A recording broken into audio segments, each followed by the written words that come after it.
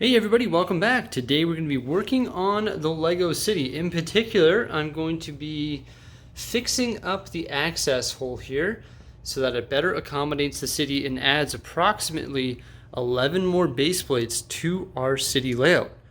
Let's get started. First thing I'm doing is scouting out my piece of plywood here from the garage. Boo-boo number 1 and cut number 1. Getting all ready for cut number 2. Now we're left with a piece of plywood that's the exact size of our access hole. It's time to make the adjustments. I've got all my lines drawn in there. You can see the pen marks. Those are all my cut lines. Well, let's just say that jigsaw would probably come in handy right now. Skill saw and sawzall aren't really doing the job, but we're making do. In hindsight, didn't need to use the sawzall. Skill saw did a perfect job. There's remnants of access hole number 2 and the remnants of access hole number 1. You learn something new every day, don't you? In the end, this is what we're left with here.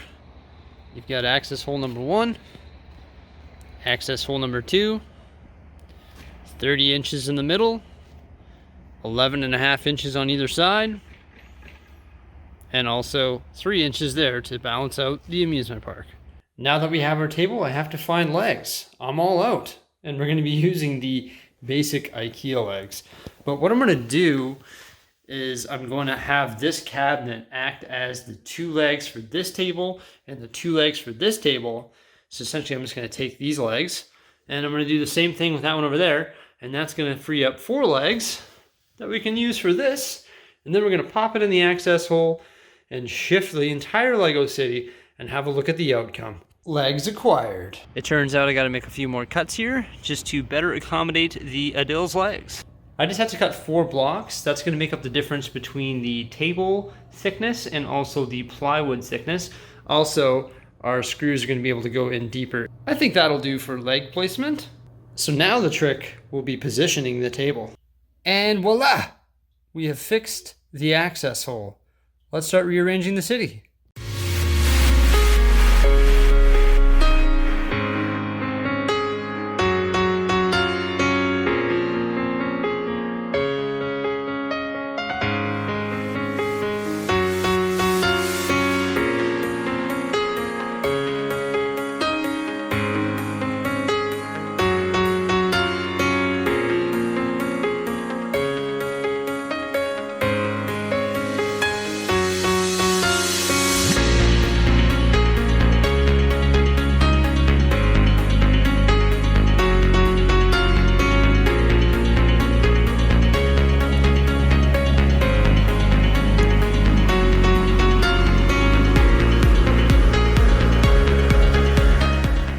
Okay, so the access hole has been filled and the whole city has been shifted.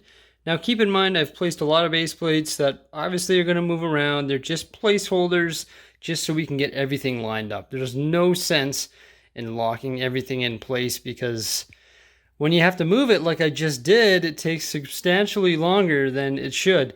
For example, I locked in all the modular buildings and they're a little bit more difficult to move, and I shouldn't have locked them in because I could have saved a lot of time today. But you can see by adding the cover here for the access hole, I was able to slide these modular buildings back where the access hole used to be. Also, we opened up, what do we got there? 1, 2, 3, 4.5 base plates just behind there on the center table. And then here we have, I don't even know, let's find out.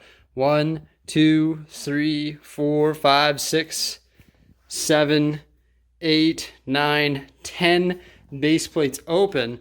So we've opened up 14.5 base plates here in the city just by doing that.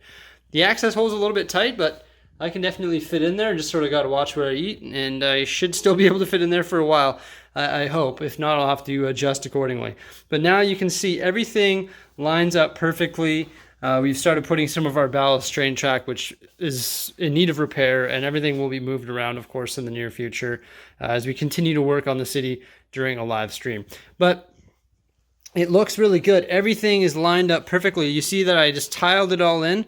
I locked all the base plates in using the 2x2 light bluish gray tiles. And now everything is just aligned wonderfully. The only problem areas right now are right over here.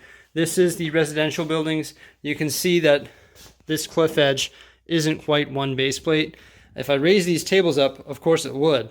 But because we have the table height difference, I'm going to have to work some magic here with cliff edges and staircases and beach and buildings and stuff like that, and also elevated train lines to sort of make this all jive together.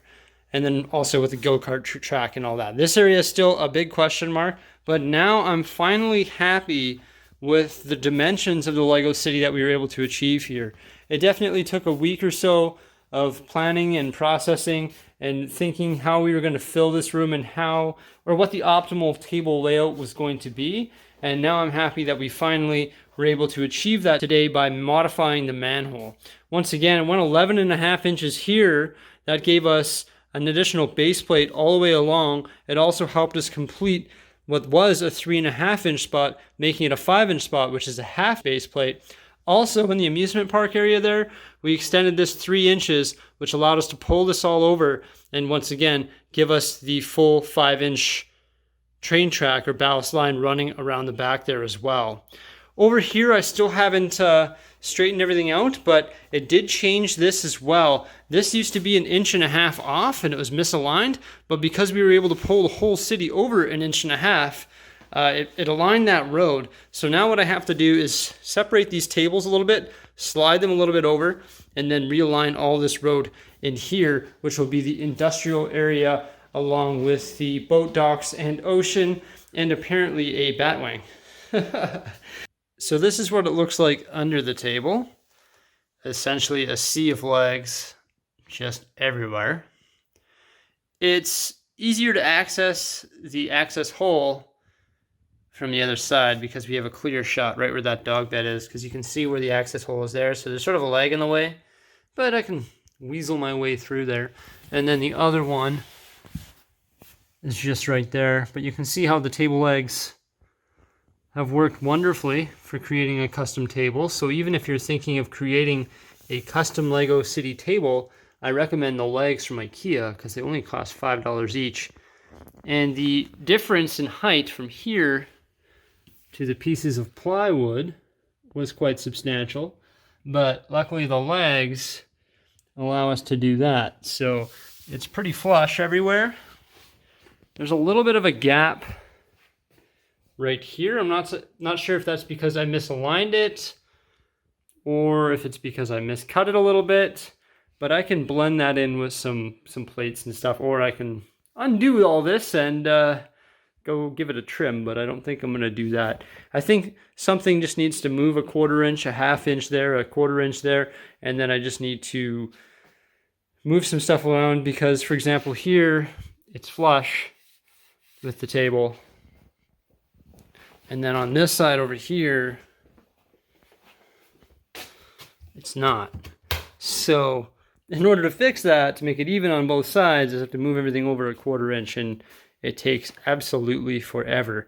But once I get it perfect, then we'll start working on the city. But just tinkering with things like that when you're dealing with a city in this large of a scale is just a nightmare. But it's so easy to go 1/4 inch off, and then when you end up at the end of it, it's a lot more than 1/4 inch. I think we did fantastic work. Everything just lined up perfectly.